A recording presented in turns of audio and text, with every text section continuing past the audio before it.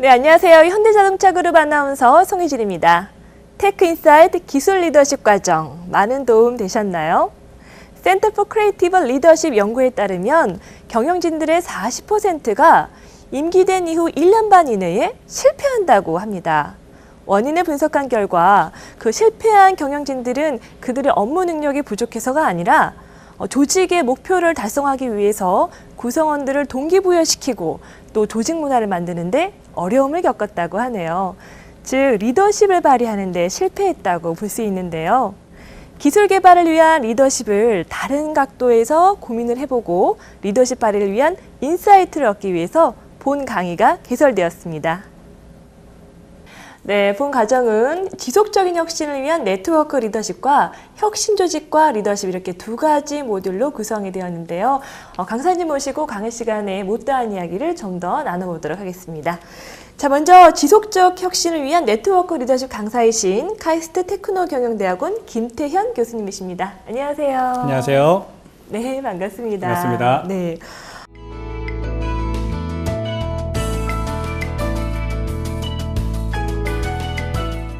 이 지속적인 혁신을 위한 네트워크 리더십.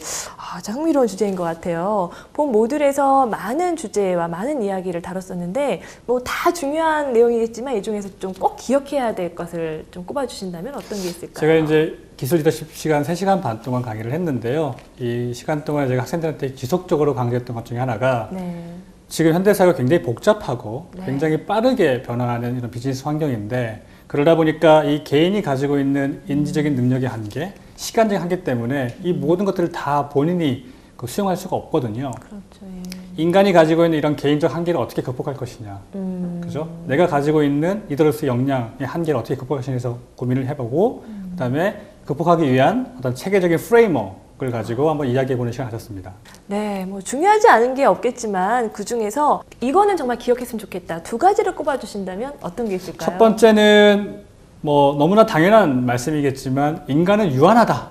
이겁니다. 그러니까 말씀드린 시간적으로나 물리적으로 그죠?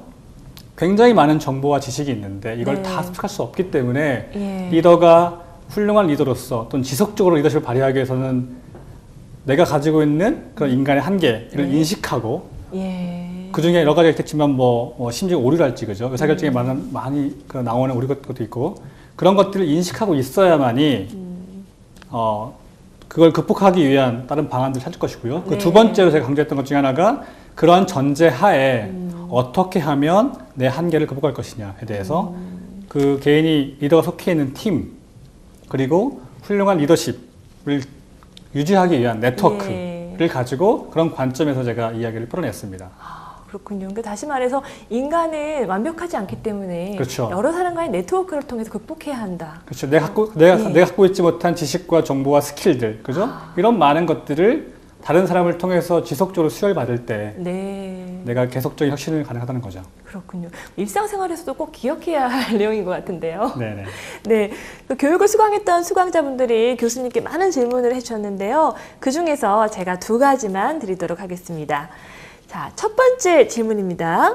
새로운 관점인 네트워크 리더십에 대해서 굉장히 흥미있게 들었습니다. 수업 시간에 말씀하신 내용 이외에 네트워크 리더십 적용 사례에 대한 성공 사례, 실패 사례가 있다면 좀 공유해 주세요.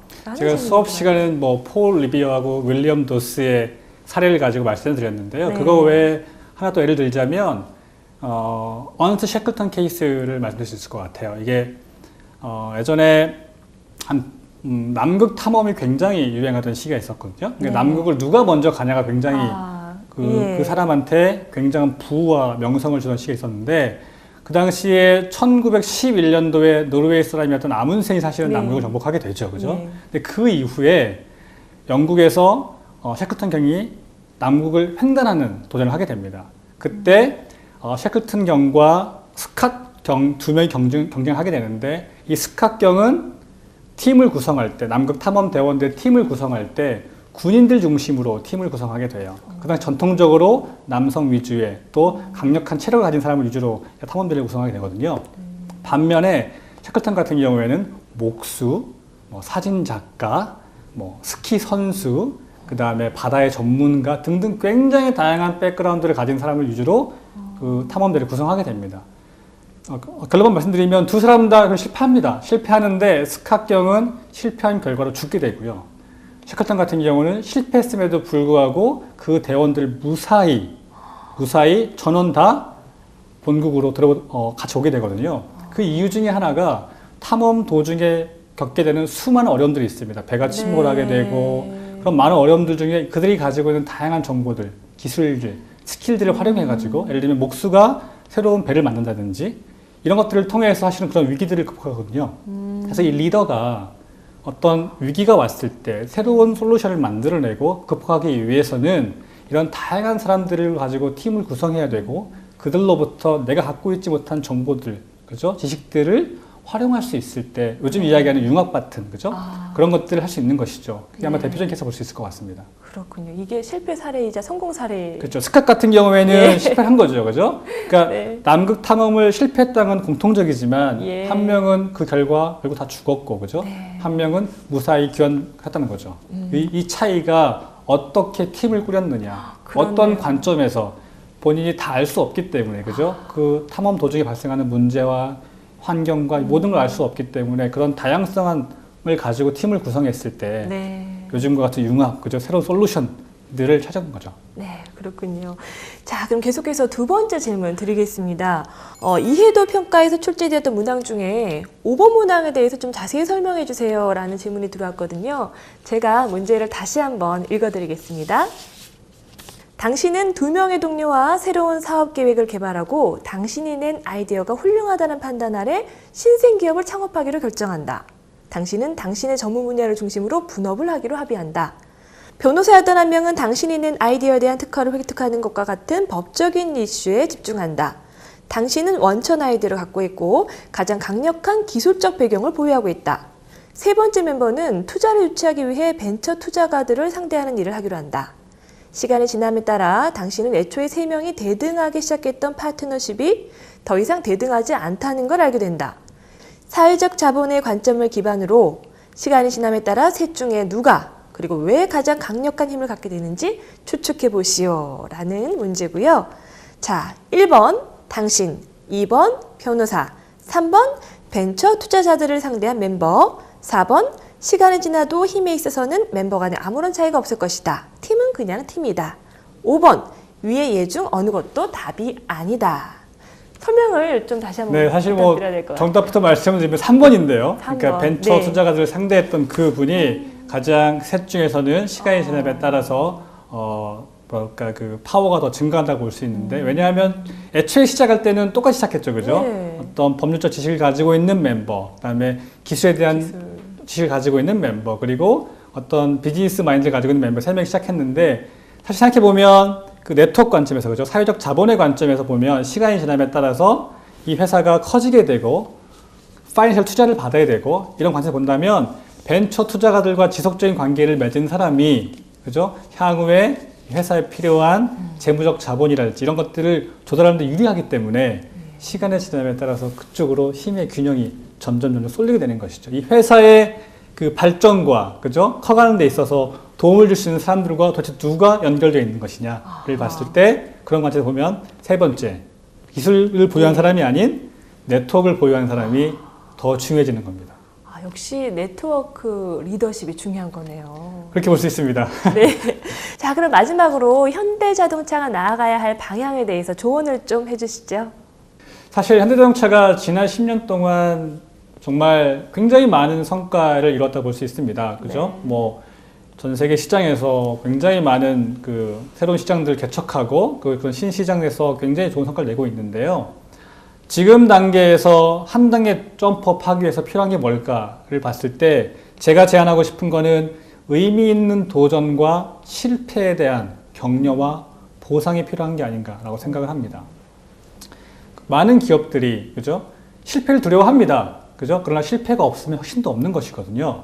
그래서 혼다와 같은 기업들도 또 파워 드림이라고 해서 꿈을 향한, 그죠? 꿈의 그 힘에 대해서 강조를 하고 있고, 광고회사 그레이 같은 경우에도 실패상을 만들어가지고 직원들한테 위대한 실패가 아주 작은 성공보다 훨씬 더 중요하다라고 얘기를 합니다. 에디슨 같은 경우도 전등을 개발할 때 2,000번씩 실패하거든요. 에디슨이 뭐라고 하냐면 이거는 실패가 아니라 내가 목표했던 결과를 만들어내긴 2,000번의 계단을 내가 만들어가 말을 하거든요. 그래서 현대차가 앞으로도 지속적 실현을 하려고 한다면, 그리고 지금과 같은 레벨에서 한 단계 점프업을 해서 정말 전 세계 자동차 시장을 선도하는 회사가 되고자 한다면 의미 있는 도전과 실패를 격려하는 그런 문화가 회사 내에 자리 잡아야 직원들도 그죠? 두려워하지 않고 그렇죠. 도전할 것이고, 그런 도전에 그죠? 비록 실패가 있다 하더라도 끊임없이 도전하기 때문에 그걸 통해서 회사가 성장해 나가는 혁신이 가능할 생각합니다. 그렇습니다. 네, 바쁘신 일정 속에서도 리더십에 대한 새로운 인사이트를 얻을 수 있는 소중한 강의를 해주셨네요. 네트워크 리더십에 대한 중요성을 알 수 있었던 시간이었던 것 같습니다. 네, 교수님 감사합니다. 네, 감사합니다.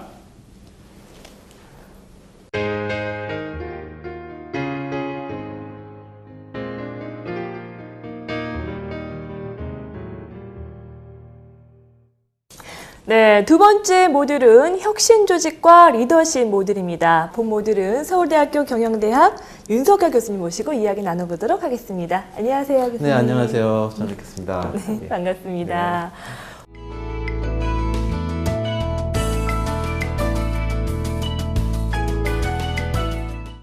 리더십 중요성은 정말 아무리 강조해도 지나침이 없는 것 같아요. 혁신 조직과 리더십 조금 어렵게 느껴지기도 하는데 어떤 내용으로 구성되어 있는지 궁금하네요. 네, 사실 말씀하신 것처럼 리더십이라는 토픽은 너무나 많은 분들이 관심을 갖고 계시고요. 그런데 또 명확한 답을 가지고 좀 어려운 특성이 좀 있는 그런 분야인 것 같아요. 그렇죠. 그러다 보니까 저희가 그 어떤 거를 추구하는가, 목표가 무엇인가에 따라서, 비전이 무엇인가에 따라서 필요로 하는 리더십이 좀 바뀔 수 있는 것 같습니다. 그러다 보니까 이 본 모듈에서는 이제 혁신 조직과 창의적 인재를 육성하기 위해서 리더로서 어떤 행동을 해야 되는가, 이쪽에 이제 초점을 맞추고 전체적으로 이제 풀어보려고 노력을 했고요. 그러다 보니까 이제 저희를 처음에 기본적으로 저희가 필요한 거는 혁신적 문화라는 것은 어떤 문화인가, 그 특성을 좀 이해할 필요가 있고요. 네. 창의적 인재라는 분들은 어떤 분들인가, 그분의 어떤 행동을 하고 있는가, 그러한 이해를 바탕으로 그러한 행동과 그러한 특성을 갖게 하기 위해서 우리가 리더로서 어떤 행동을 해야 되고, 그리고 어떠한 역할을 해야 되는가, 이렇게 전체적으로 한번 연결시켜서 한번 진행을 한번 해봤습니다. 예. 그렇군요. 그럼 혁신 조직과 리더십 모듈에서 가장 기억해야 할 것을 꼽는다면 어떤 점이 있을까요? 쉽지 않네요. 네. 뭐 이렇게 다 중요하겠지만 굳이 네. 이렇게 두 가지를 꼽으라고 하시면 이렇게 꼽을 수 있을 것 같습니다. 창의적인 역량이란 게 과연 무엇인가? 라는 거를 하나 이해하실 필요가 있을 것 같고요. 그리고 그러한 창의적 역량을 가져오는 리더십, empowerment, 이 두 가지가 이제 중요하지 않을까 싶습니다. 그래서 조금 더 이제 말씀을 드려보면, 네. 그 창의적 역량이라고 해서 사실 많은 분들이 창의성 갖고 태어난다고 생각할 수가 있는데, 예. 실제로 이렇게 디벨롭이 가능하다라는 연구들이 많이 되어 있습니다. 그래요. 태어나는 건 한 20%밖에 안 된다고 얘기를 하고 있거든요. 근데 그러면 창의적 역량이라는 건 무엇이냐라고 해서 이렇게 5가지를 이야기하고 있습니다. 첫 번째는 어떤 것을 대했을 때 그냥 있는 그대로 그냥 받아들이는 게 아니라 질문을 좀 하고 뭔가 좀 의구심을 가지고 더 좀 낫게 할 수 없을까, 이런 질문을 좀 하는 방법이 있고요. 두 번째는 그걸 이제 해결하기 위한 답을 찾기 위해서 그냥 뭐 이렇게 리터러처를 본다라든지 거기서 머무시는 게 아니라 실제로 사람들이 어떻게 행동을 하는지, 우리 고객들이 어떤 거를 하시는지, 저희가 행동을 하다 보면 저희도 모르게 무의식적으로 나오는 것들이 있잖아요. 그런 건 시장 조사나 이런 거로 해서 알 수가 없습니다. 그러니까 세심하게 그런 관찰을 할 필요가 있다는 거고요. 세 번째는 이제 네트워킹이에요. 인적 네트워킹을 좀 만들어 가는데요. 인적 네트워킹을 만들 때 다양한 분을 저희가 만나야지만이 그분들로부터 아이디어를 얻을 수가 있다 보니까 저희가 흔히 인적 네트워크를 하면 관련 산업, 관련 그 분야에서 그 네트워크를 쌓아야 된다, 이렇게 말씀을 하시는데 사실 그거를 좀 넘어가야지 됩니다. 네. 타 산업에 계시는 분들하고 네트워크를 만들어서 그분들한테 아이디어를 받을 수 있는 이런 측면이 또 하나 있고요. 또 이제 네 번째는 사실 이제 그 엔지니어분들이 많이 하시는 방법 중에 하나인데요.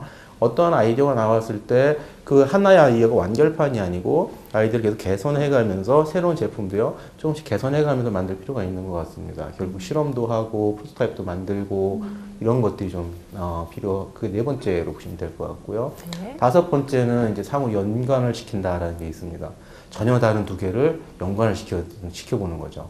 예를 들어서 배드민턴 아시죠? 예. 배드민턴하고 탁구도 아시죠?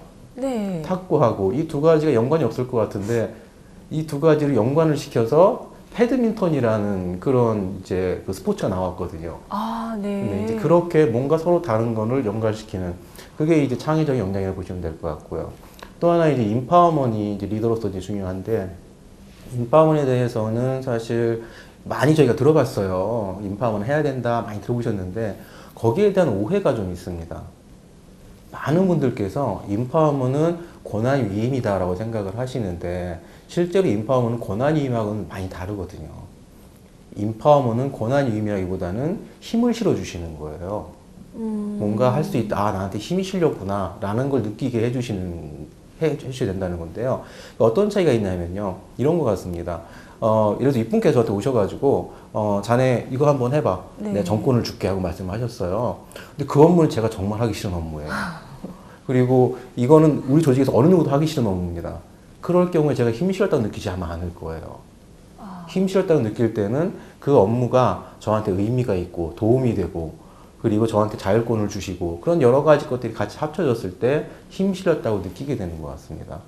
그래서 인파워먼을 생각을 하실 때 권한 의미라기보다는 힘이 실렸다 이렇게 생각하시는 게 더 좋을 것 같습니다. 그래서 그 창의적 역량하고 네. 인파워먼의 컨셉 여기부터 아마 시작을 해야 되지 않나 싶습니다. 네.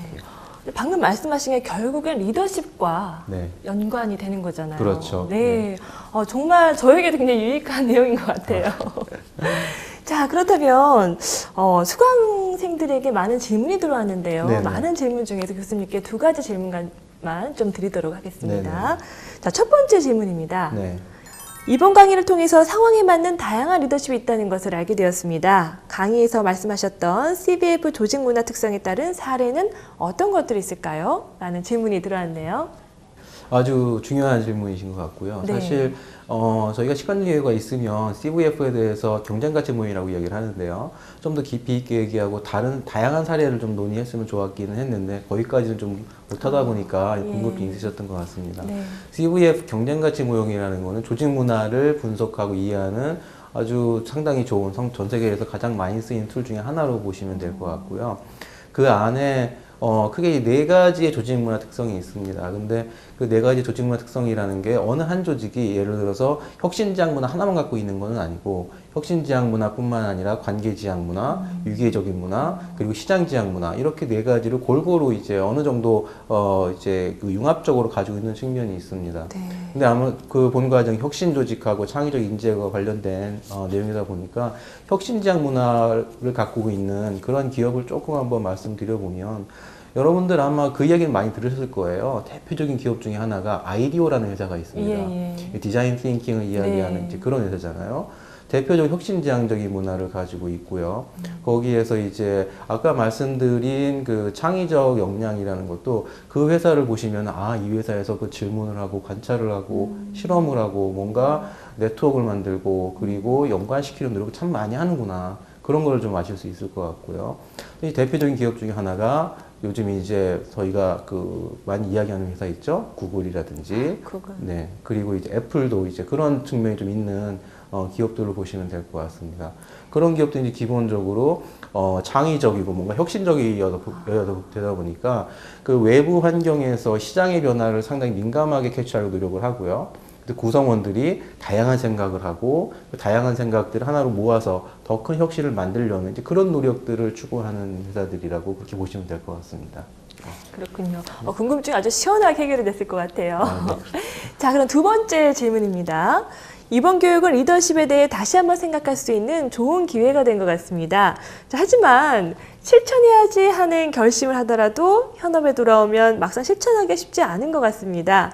강의하신 내용처럼 조직 내에서 실질적으로 리더십을 발휘하기 위해서는 어떤 노력을 해야 할까요? 라는 질문이 들어왔네요. 아주 그 현실적이고 상당히 네. 어려운 질문을 해주셨어요. 사실 제가 많이 받는 질문 중에 하나고요. 많은 분들이 이렇게 수업을 들으시고 나서 현업에 가시면 또 이제 옛날 방식으로 다 돌아가시는 네. 그런 경우들이 상당히 많이 있어서 그런 고민들을 많이 하세요. 그러다 보니까 실제로 리더십의 변화를 가져오기 위해서는 수업만 갖고 되는 건 아니고요. 결국에 자기 진단도 해보고 지속적인 한 뭐 몇 개월 하고 진단도 해보고 거기에 바탕으로 바꾸는 노력이 좀 필요한 것 같습니다. 근데 사실 현실적으로 그것도 어렵다 보니까 그래서 수업 시간에 제가 한 걸 가만히 한번 생각을 해보시면 도움이 되지 않을까 싶습니다. 수업 시간에 뭐를 했냐면요. 단지 컨텐츠를 말씀드리는 게 아니고 자기 진단을 해보셨어요. 실제로요. 창의적 역량에 대해서 나의 리더십에 대해서 자기 진단을 좀 해봤습니다. 그러니까 그런 내용들을 뭐 이제 수업이 끝났다고 다른 데다가 두시지 말고요. 옆에 꼭 가지고 계시면서 한번 가끔 이렇게 그런 걸 보시면 어떤가 싶습니다. 사실 거기 있는 문항 하나하나가 어떻게 보면은 이 리더십을 위해서 내가 해야 되는 팁이 이거구나 라고 생각하실 수 있거든요. 그리고 또 이제 관심 있게 보셔야 되는 것 중에 하나는 그 문항들을 쭉 보시면은요, 뭐 10몇 개, 20몇 개 이렇게 되는데 어떤 거는 좀 점수가 높게 나와요. 어떤 점수가 좀 낮게 나옵니다. 그러면은 이 점수가 낮은 것 쪽에 특히 이제 또 관심을 가지시고 이렇게 어디다 좀 적어 놓으시고 본인이 쉽게 보실 수 있는데요. 가끔 이렇게 것도 좀 보시는 것도 좋을 것 같고요.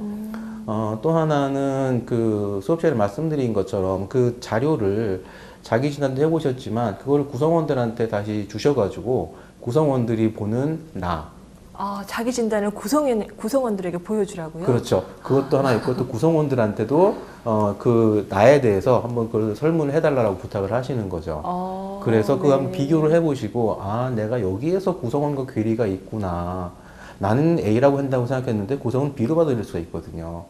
이거를 A로 바꿔줘야 되다 보니까 그 오픈 마인드로 구성원들한테 피드백을 받아보려는 노력 그런 노력들이 계속 추구되시면 리더십의 변화가 있지 않을까 싶습니다. 쉽지는 않습니다. 그렇지만 꾸준한 노력을 통해서 실제 바뀌시는 분들도 많이 봤고요. 네, 정말 좋은 방법이긴 한데 역시 용기와 오픈 마인드가 필요할 것 같네요. 자, 마지막으로 현대자동차가 나아가야 할 방향에 대해서 좀 조언을 해주시죠. 네. 뭐 사실 현대자동차 하면 우리나라의 뭐 최고의 기업이고 전 세계에서 최고의 기업인데 제가 뭐 어떻게 말씀드리는 게 참 죄송스럽기는 합니다. 근데 현대자동차가 이제 그 인더스트리에서 정말 리딩 컴퍼니로서 역할을 하셔야 되고 그러다 보니까 지금까지의 그 경영 방식하고 조금 다른 게 필요하실 수 있을 것 같다는 생각은 조금 듭니다. 그래서 이번 모듈이 만들어진 것 같아요. 혁신이라든지 뭔가 창의적 아이디어를 가지고 리딩 컴퍼니가 될 수 있는 신기술을 좀 만들고 새로운 디자인도 만들어 보고 그래서 소비자한테 어필할 수 있는 그런 제품을 한번 만들어 보자 라는 측면이 좀 있는 것 같습니다. 근데 또 여기서 중요한 것 중에 하나는 말씀하신 것처럼 리더들의 역할이 중요한데요. 예전과 다르게 좀 융복합 시대라고 얘기했지 않습니까? 융복합 시대라는 이야기는 결국 어느 한 사람의 아이디어를 가지고 뭔가 시장을 리딩할 수 있는 뭔가 혁신적인 걸 만들기는 어렵다라는 측면인 것 같아요. 그렇다면 결국 그걸 뒤집어 생각을 해보면 내가 리더로서 해야 되는 행동들은 내가 끌고 가는 게 아니라 주위 분들하고 같이 뭔가 이렇게 만들어가고 아이디어를 만들고 혁신적인 뭔가 제품을 디자인하려고 노력을 하고 그런 노력들이 더 좀 추가되면 아마 그 현대자동차가 지금도 물론 좋은 성과를 내고 계시지만 더 훌륭한 성과를 내지 않을까 하는 뭐 작은 생각을 한번 해봤습니다. 네. 짧은 시간이었지만 기술 리더십에 대해서 배울 수 있는 좋은 시간이었던 것 같습니다. 네, 좋은 강의 해주신 윤석하 교수님 감사합니다. 감사합니다. 네. 자동차 산업의 경쟁이 날로 치열해지면서 세계 시장을 이끌어갈 수 있는 혁신적인 기술의 필요성이 점점 높아지고 있습니다. 글로벌 탑5로서의 현대자동차 위상은 책임 연구원분들의 땀과 노력으로 만들어졌다고 해도 과언이 아닐 텐데요. 하지만 급변하는 환경 속에서 R&D를 이끌고 있는 책임 연구원분들의 리더십이 그 어느 때보다 중요하게 되었습니다. 자, 이번 과정을 통해서 자신의 리더십에 대해 다시 한번 생각해보고 올바른 리더십에 대한 인사이트를 얻으셨길 기대합니다. 자, 지금까지 아나운서 송희진이었습니다.